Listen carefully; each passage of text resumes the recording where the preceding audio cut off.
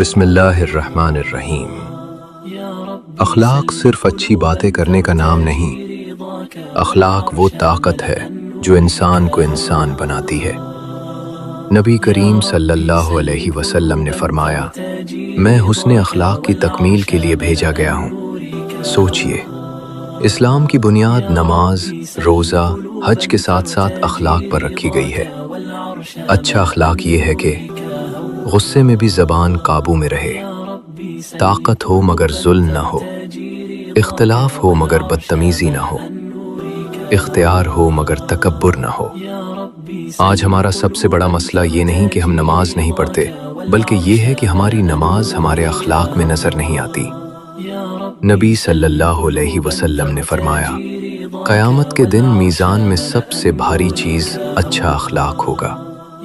سوچئے، نماز، روزہ ایک طرف اور صرف اخلاق سب پر بھاری۔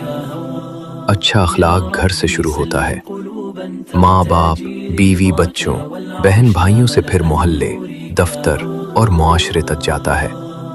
جو شخص لوگوں کو معاف کرنا سیکھ لیتا ہے وہ اللہ کے قریب ہو جاتا ہے۔ یاد رکھیں، اخلاق وہ خوشبو ہے جو زبان سے پہلے کردار سے پھیلتی ہے۔ آئیے عہد کریں، ہم سخت نہیں نرم مسلمان بنیں گے، ہم زبان کے نہیں کردار کے دائی بنیں گے، کیونکہ اسلام اخلاق سے پھیلا ہے اور اخلاق سے ہی زندہ رہے گا۔